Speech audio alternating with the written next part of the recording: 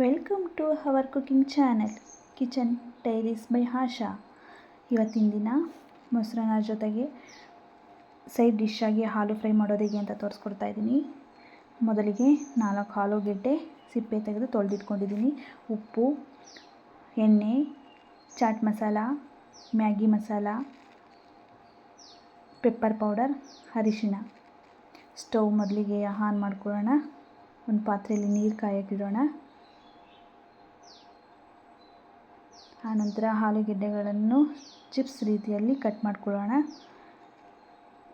ಆಲೂಗೆಡ್ಡೆ ಬೋಂಡಕ್ಕೆ ಕಟ್ ಮಾಡ್ತೀವಲ್ಲ ಆ ರೀತಿಯೂ ಕಟ್ ಮಾಡ್ಬೋದು. ಸ್ಲೈಸ್ ರೀತಿಯಲ್ಲಿ ಕಟ್ ಮಾಡಿಕೊಂಡು ಎಲ್ಲ ಆಲೂಗೆಡ್ಡೆಗಳನ್ನು ಒಂದು ಬೌಲಲ್ಲಿ ಹಾಕ್ಕೊಂಡು ನೀಟಾಗಿ ಅವನ್ನು ನೀರು ಬಾಯ್ಲ್ ಆಗಿರುವಂತಹ ನೀರಿಗೆ ಅವನ್ನು ಹಾಕ್ಕೊಳ್ಳೋಣ. ಹಾಕಿ ಚೆನ್ನಾಗಿ 5 ಮಿನಿಟ್ಸ್ ಬೇಯಿಸಬೇಕು.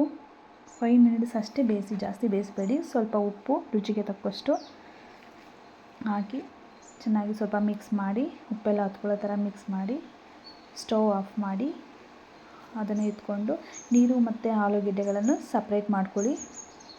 ಸಪ್ರೇಟ್ ಮಾಡಿಕೊಂಡು ನೀರನ್ನೆಲ್ಲ ನೀಟಾಗಿ ಚೆನ್ನಾಗಿ ಬಸ್ಕೊಳ್ಳಿ. ಅದನ್ನು ಒಂದು ಸ್ವಲ್ಪನೂ ಕೂಡ ನೀರಿರಬಾರ್ದು. ಆ ನೀರು ಬಸ್ದ ನಂತರ ಅವನ್ನ ಸಪ್ರೇಟಾಗಿ ಒಂದು ಬೌಲ್ಗೆ ಹಾಕ್ಕೊಂಡು ಸ್ಟವ್ನ ಹಚ್ಚಿ ಮತ್ತು ಹಂಚನ್ನು ಇಟ್ಟು ಹಂಚನ್ನು ಕಾಯಲು ಬಿಡಿ. ಆನಂತರ ಅಷ್ಟರಲ್ಲಿ ಇದನ್ನು ರೆಡಿ ಮಾಡ್ಕೊಂಡ್ಬಿಡೋಣ. ನಾವು ಮ್ಯಾಗಿ ಮಸಾಲ ಸ್ವಲ್ಪ 1½ spoon, chaat masala 1 spoon, pepper powder 1½ spoon, ಅರಿಶಿಣ 1/2 ಸ್ಪೂನ್ ಹಾಕಿ ಚೆನ್ನಾಗಿ ಮಿಕ್ಸ್ ಮಾಡಿ. ಯಾವುದೂ ಆಲೂಗೆಡ್ಡೆ ಒಡೆದೋಗಬಾರ್ದು. ಆ ರೀತಿಯಲ್ಲಿ ನಾವು ನೀಟಾಗಿ ಮಿಕ್ಸ್ ಮಾಡ್ಕೋಬೇಕು. ಪೌಡರೆಲ್ಲ ಎಲ್ಲ ಆಲೂಗೆಡ್ಡೆಗೂ ಮಿಕ್ಸ್ ಆಗಬೇಕು. ಕಾದಿರುವ ಹಂಚಿಗೆ ಸ್ವಲ್ಪ ಎಣ್ಣೆಯನ್ನು ಹಚ್ಚಿ ಒಂದೊಂದೇ ಆಲೂಗೆಡ್ಡೆ ಸ್ಲೈಸ್ಗಳನ್ನು ತೆಗೆದು ಇಟ್ಕೊಳ್ತಾ ಬನ್ನಿ.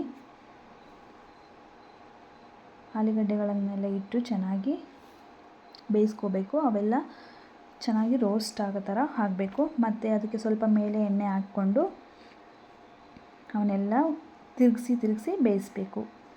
ಎಲ್ಲ ಉಲ್ಟಾ ಮಾಡಿ ಬೇಯಿಸಿ ಚೆನ್ನಾಗಿ ಬೆಂದ ನಂತರ ಅವನ್ನೆಲ್ಲ ಒಂದು ಸರ್ವಿಂಗ್ ಬೌಲ್ಗೆ ಸರ್ವ್ ಮಾಡ್ಕೊಳ್ಳಿ.